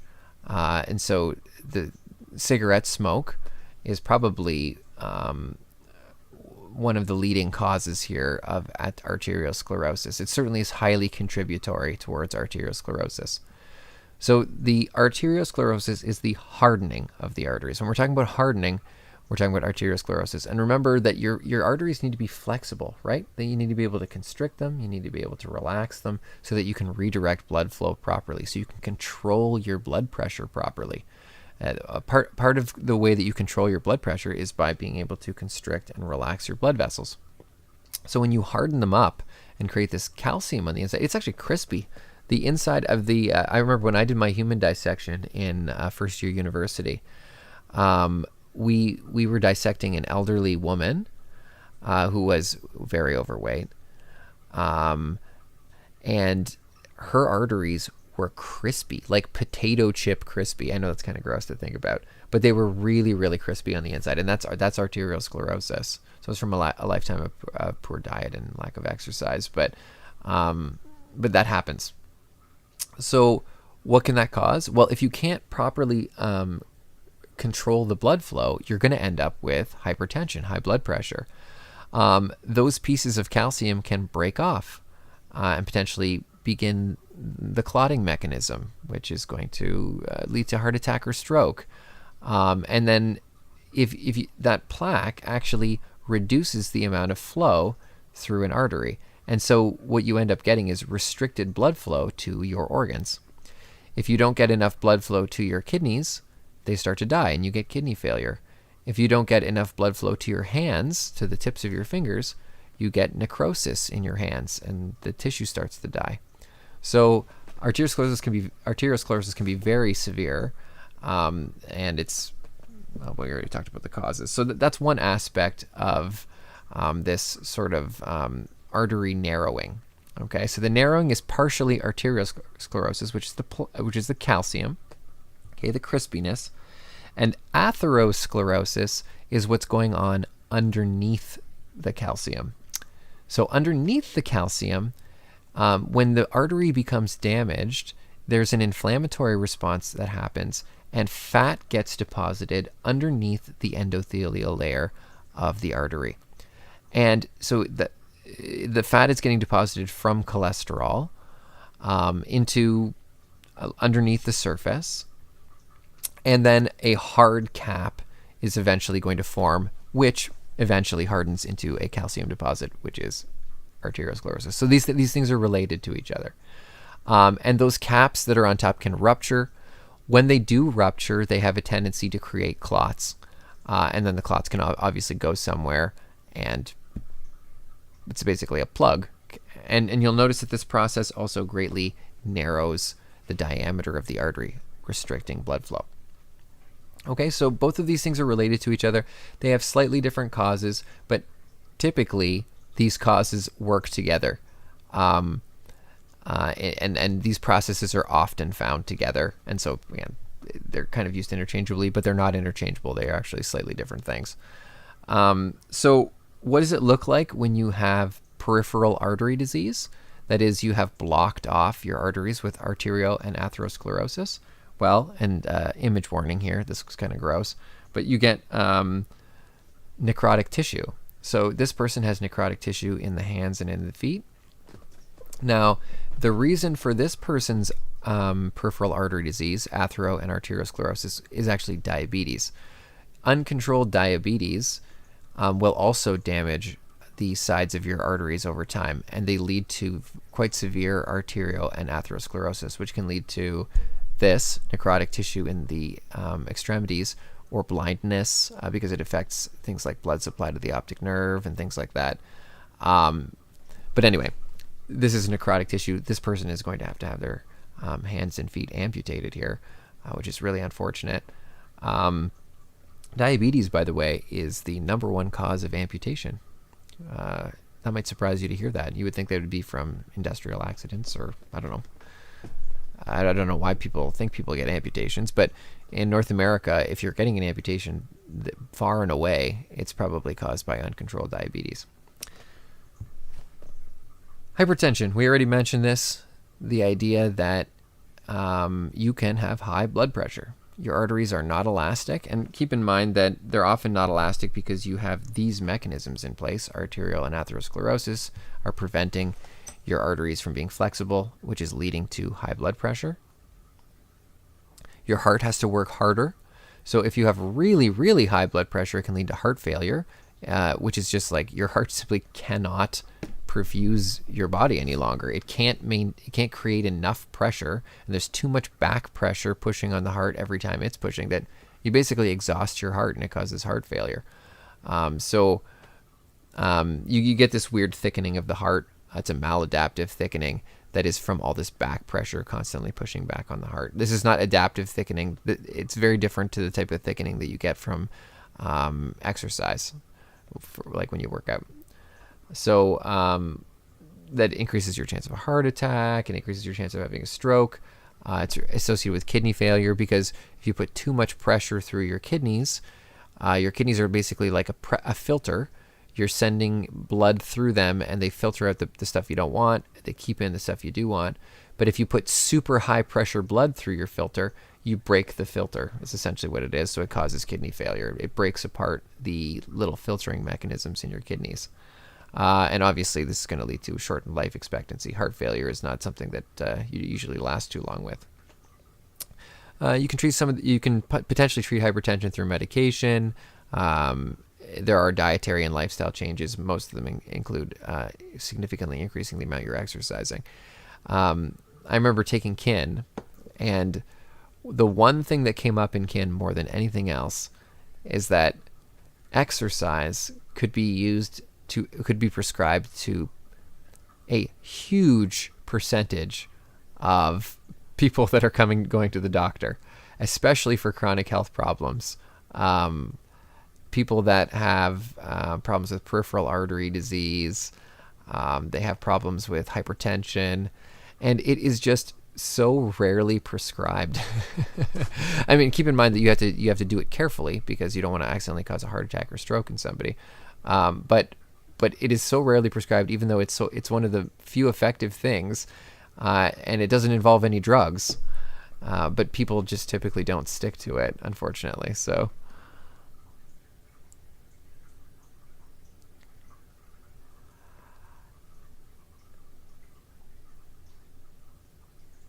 My understanding, Muhammad, is that those are the same thing. Give me 1 second, actually. Give me 1 second.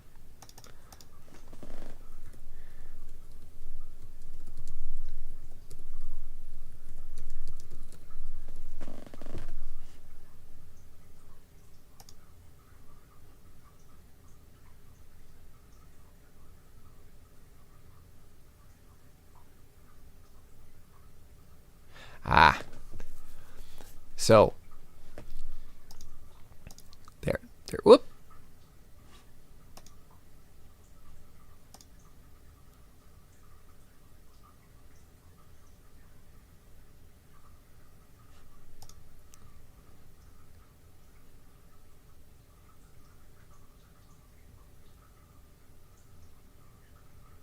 Whoops. Sorry about that. I accidentally closed my stream. Hopefully I'm back up again. The difference, Mohammed, is that a hemorrhagic stroke is when the blood vessel ruptures. There's a leak. In an aneurysm, it's often just a bulge. So, pull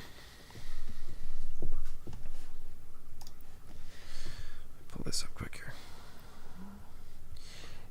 And you can get an aneurysm in a lot of major vessels, like in your aorta, an aortic aneurysm.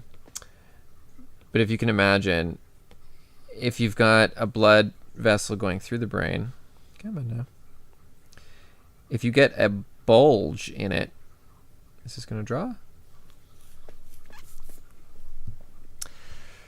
I'm sorry. I am going to finish this in time. We've got a blood vessel, and if you get a bulge in it like this bulge can potentially push on a whole bunch of tissues around here. And prevent them from properly being it's basically creating a pressure on all of these tissues around here, and they can rupture. An aneurysm can become a hemorrhage. So it's not like they're not associated with each other, but an aneurysm is a bulge. Often causing problems by exerting pressure on the surrounding tissue, whereas a hemorrhage is a complete rupture. But they are similar, and the symptoms can be similar for them as well. We already talked about blood pressure measurement. We talked about the SA node. Really quickly here as an aside, you can put a pacemaker in the heart. It is often attached to the SA node. Here you can see an attachment point right here to the SA node. It's also sometimes attached to the apex of the heart, and you can also get AV node pacemaker attachments. It all depends on what the specific electrical problem is with your heart, but it basically electrically stimulates the heart with a little shock to try and get the heart back into a normal sinus rhythm. So it knows when to give little shocks in order to get everything in the heart coordinated again. So it basically has an ECG built into it. And when it notices an incorrect heart rhythm, it's able to sort of add electrical signal in the right spots to try and get things worked out properly. Is your heart going too slow? Is it going too fast? Is it irregular? It can potentially correct for these issues. They used to be huge, but they've gotten a lot smaller over the years. This one here is like 10, 15 years old. They're even smaller than this now. They used to have them removed to have the batteries replaced every so many years. But now you can wirelessly charge them. You can give them firmware updates and things like that through the skin. So just through like a little magnet that you like put against it on the skin, it'll wirelessly communicate with it. It'll wirelessly recharge it. So these have really, really come a long way. So pacemaker technology is pretty impressive right now. So this is an old one right here. It's pretty big. They're quite a bit smaller than this now. Okay, last thing I want to mention. I think it's the last thing. Oh no, two more. Am I gonna get through this? I ran out of time. Shoot. I went a little bit too slow. Okay, I'm gonna let you guys take a break. When you come back, I have just two. We're gonna take attendance, and I have two quick things. I'm gonna go through carbon monoxide poisoning and varicose veins. Honestly, it won't be more than like 7 minutes of your time, and then you have the entire rest of the second block to complete the quiz, work on your medical technology presentation, whatever you want to use that time for, whatever you need to catch up on. Okay, so I'm gonna stop talking, and I'll let you guys stretch your legs, have a snack. See you in a bit.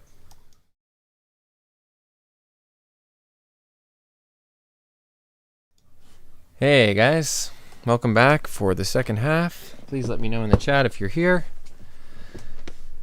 And I'll try and be brief here. We're going to finish that slideshow. And then I'm going to give you an opportunity to work on your projects. Okay, let's get started again. I'm going to try not to take up too much of your time here. Pick up exactly where we left off. We were talking about carbon monoxide poisoning.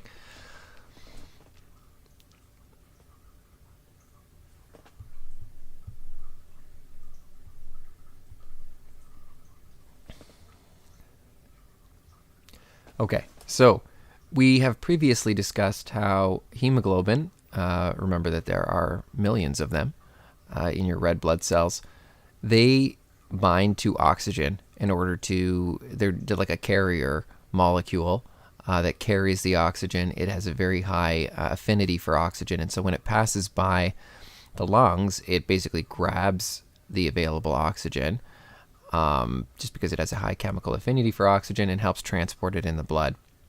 Without hemoglobin, your capacity for transporting oxygen would be greatly, greatly reduced. So it's pretty much essential. And that's, by the way, why when you train, you increase the number of red blood cells in your blood. So we talked about it being about 45% of your blood, typically. The red blood cells are 45% of the volume of your blood. But if you're a trained athlete, it might be 55% or even 60% of your blood is red blood cells because you just make more red blood cells. And that increases the amount of oxygen that you can transport. It's one of the ways that you can enhance your fitness is by increasing your number of red blood cells. That is also, by the way, the mechanism by which a lot of athletes cheat, which is by either somehow artificially inflating the number of red blood cells. Sometimes they take red blood cells out of their blood and store them. They wait until their body has made more, and then they put the old red blood cells back in. They're usually refrigerated in the meantime.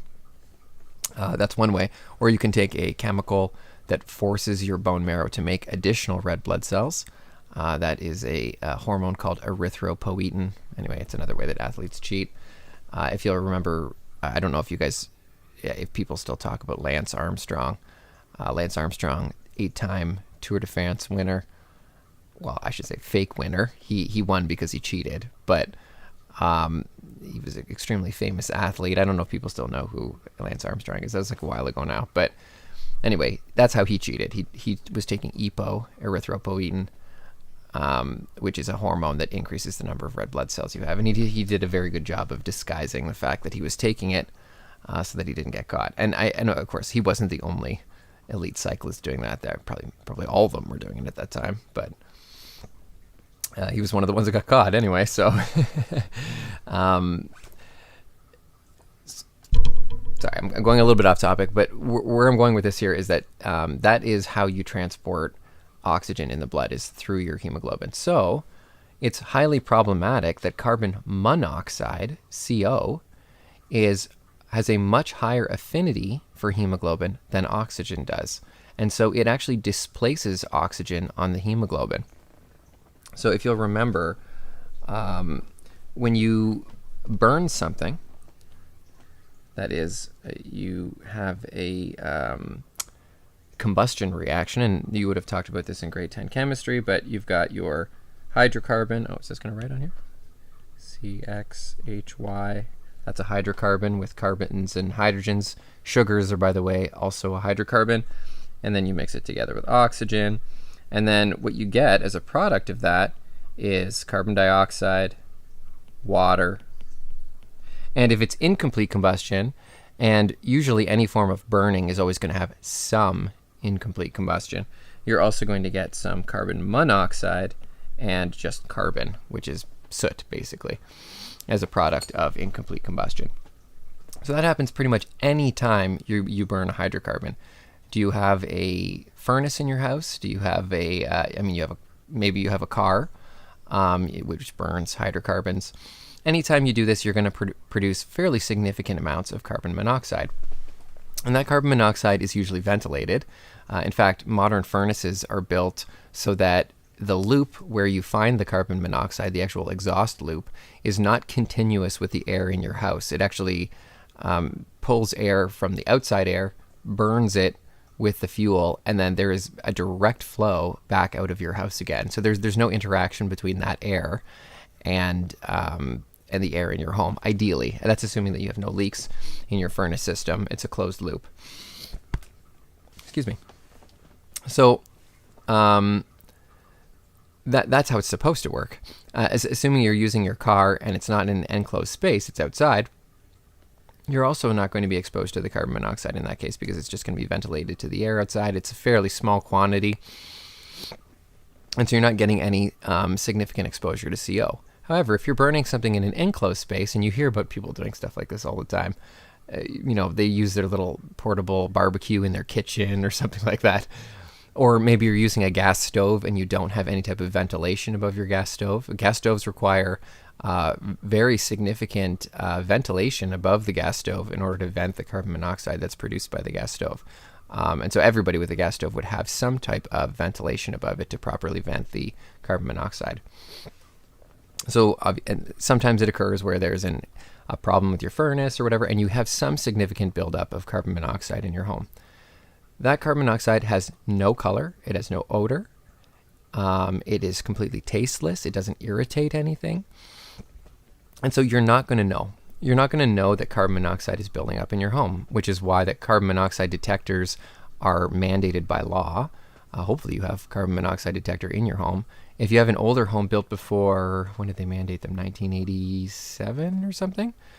If you have a home that's older than that, you may have to add the carbon monoxide detectors yourself, but you certainly should do that. So if you don't have carbon monoxide detectors in your home, you should. All new homes now are built with carbon monoxide detectors already, but if you have an older home, you should check to make sure that you actually have a carbon monoxide detector. You need to have one. Again, because it's an undetectable gas. Oh, excuse me, guys.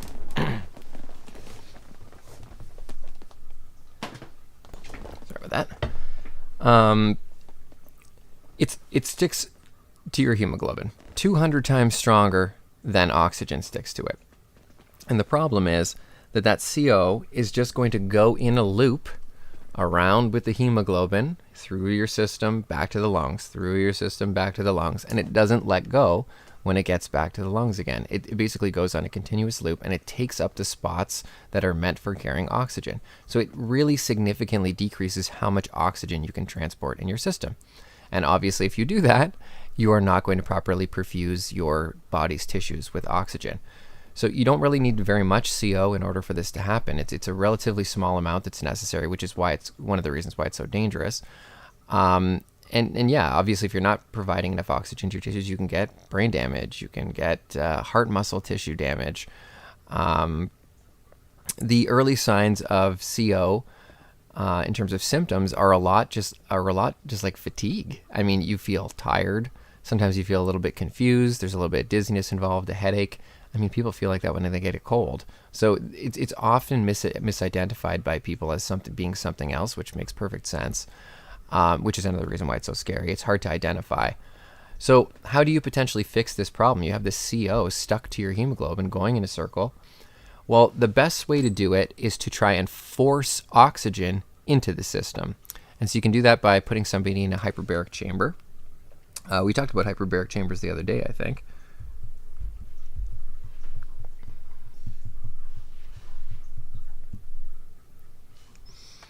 We don't have a lot of these around here because they're usually used for treating diving injuries. I'm fairly certain we don't have one in KW. So you would have to either go to Hamilton or I don't know if they have it at London Health Science Centre. They might have one in London. I think there's one or two in Toronto. They're not super common because they're used for treating things that are relatively uncommon. They definitely have some in Toronto. So you might be airlifted then in the case that you would need this kind of treatment. But essentially, it's just a pressure chamber. So you get put in it. It's filled with pure oxygen, and then it's put under pressure. So the idea here is that because you're increasing the partial pressure of oxygen by a lot, you're going to force oxygen into the blood, which in turn is going to force CO out of the blood. You're basically providing no other option but for oxygen to bind. And this is the general treatment that's used for carbon monoxide poisoning. If it's not available, we just give people 100% oxygen. But anyway, it's a little bit scary. One of the other symptoms that you tend to express is that you get really red, rosy cheeks, red lips, because carboxyhemoglobin makes hemoglobin like a very cherry red color. But keep in mind that blood is already red, so it's not super obvious necessarily to an outside observer. Carbon monoxide, by the way, is also used sometimes to treat meat. Because it binds to not just hemoglobin, but myoglobin. Myoglobin is a carrier molecule for oxygen that's in your muscle tissue. And so you can expose steaks and things like that to carbon monoxide, and it makes them bright red. It just makes them look fresher, basically, for the market, which is kind of a underhanded trickery to get you to buy a steak. But anyway, it works exactly the same way. So it binds to myoglobin. So... that's all I have to say about carbon monoxide poisoning. Anyway, it's if you don't have a carbon monoxide detector, you should have one. So investigate. The last thing I want to talk about is the idea of varicose veins. We already previously talked about the structure of veins, and we mentioned that veins have these valves built into them, and the valves are there to prevent backflow. If you are in an industry, if you're working in an industry where you are standing for a prolonged period of time, and so there is a fairly high pressure just due to gravity pushing down on the blood in your body into your legs, there is quite a bit of back pressure that is regularly pushing back against these valves. And for many people, there's no consequence of that. The valves are made of rather sturdy material, connective tissue, and it doesn't cause any kind of deformation. However, there are certain hormones and certain genetics that leave you predisposed to having sort of like a bulging that happens around these valves, especially if you get significant back pressure. on them for extended periods, like you're in a job where you're standing a lot. So what that does is it causes sort of a bulge to occur at the spot where the back pressure is being applied against the valve.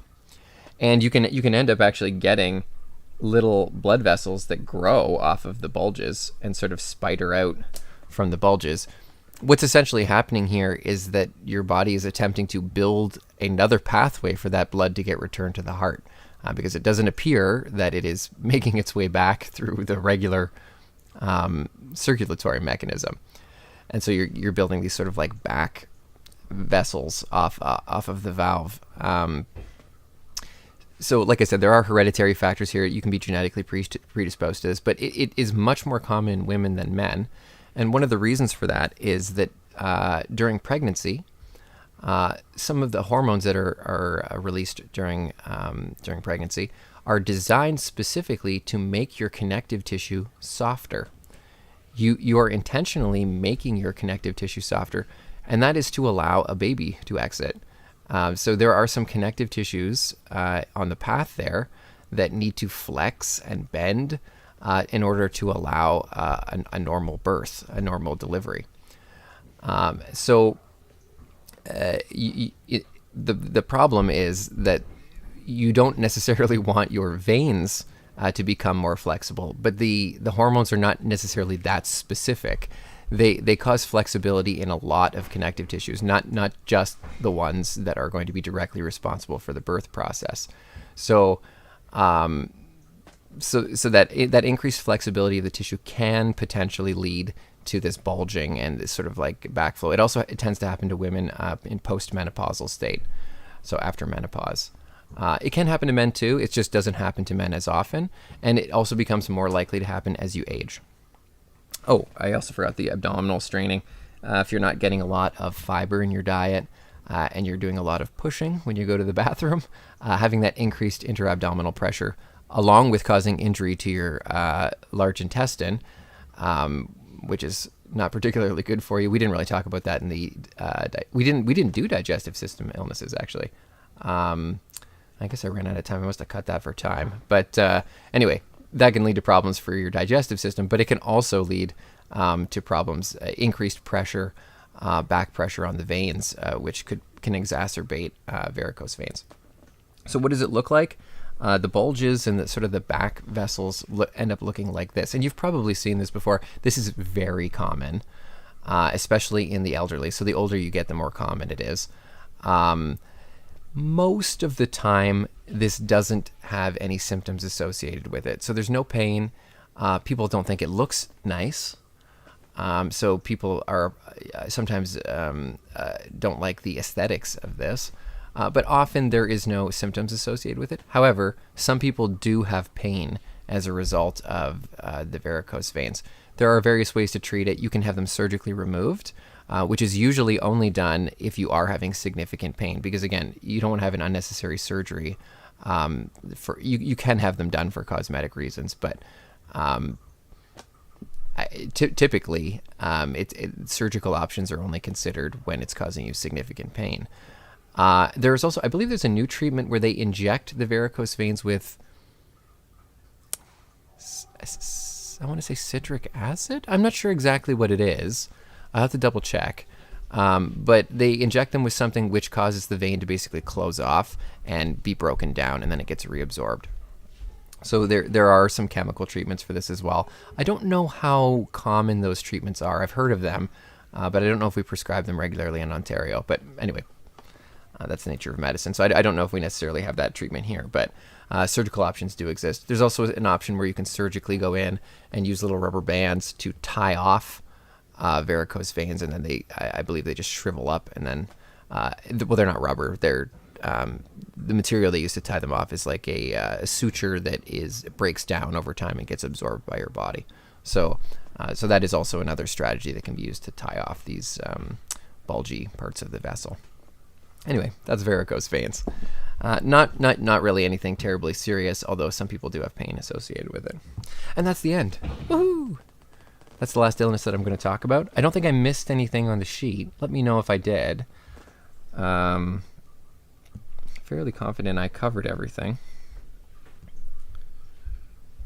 MI, stroke, arteriosclerosis, atherosclerosis, hypertension, CO poisoning, varicose veins. Yeah, I covered them all. Okay, cool. So what are you doing right now? I'm going to talk no more. I'm going to allow you, if you're interested, you can watch this video on ECGs, EKGs, how to read them in more detail, totally at your discretion. If you're interested in that, it's a enrichment activity. I do have a fetal pig dissection from last quad that we did together. Some students do some of the dissection. I do some of the dissection. I think there's some pretty good views here if you're interested to see what these features look like in a fetal pig for these three systems. The systems are basically identical in a fetal pig than they are to a human, and you can even fast forward around in it if you want. If you just want to take a glance at some of the different organs, please feel free to do that. I basically follow the fetal pig dissection that's in the textbook. This is the dissection that you would have done were you in class. So, and honestly, if we were in school right now, at the very least, I would be doing it live. My wife doesn't want me to bring a fetal pig home, and I actually don't have access to them anyway, even if I did want to do it. So I just have a video from last quad. So that's a little bit unfortunate, but that's where we are. What you should be doing with this time now is completing your medical technology assignment. Please complete the quiz before Thursday, May 27th. That's not the right date. I'll have to update that. It should say before Wednesday, June, what's tomorrow, the 9th? Yeah, it should say before midnight on Wednesday, June 9th. I got to update that. There is a 2-hour time limit. It's open book, just like all the quizzes. I recommend, again, that when you're writing the quiz that you either do it during this time, where I can help you out in the chat, or you do it during the Google Meet, so that I can help you out. You can just jump into the Google Meet, ask a question about the quiz, and then go back to the quiz. That would be ideal, but realistically, you can write it anytime you like, preferably before tomorrow at midnight. If you're going to take longer than tomorrow at midnight, I would just request that you send me an email and let me know what your time limit is on that. And then again, the idea behind that is to keep you on track as we head towards the end of the quad. I don't want things to stack for you, and I want to help ensure that we are on a pathway towards getting the credit, because things can stack up in this course very quickly there. I realize that there's a lot of work. So, okay, that's where we are. You can work on whatever you need to. Finish your vocabulary list. You're probably close to finishing it already. If you're already done, just submit. Again, before tomorrow at midnight. And same thing for the medical technology project. If you want help with your medical technology project, you're looking for resources, you're not sure if something fits, you're not sure if something should be included in it, please just send me an email, drop something in the chat. I'll be available. Come and visit me during the Google Meet. I'd be happy to help you with anything. Again, I'm here to support you as you complete that. Please let me know what you need, and that's why I'm here. So you're not on your own. Come and talk to me. Okay, I'm going to stop talking at this point. I'll update that on here. It should say tomorrow at midnight, not May 27th. And again, if you need anything, let me know, but I'm going to leave this time to you.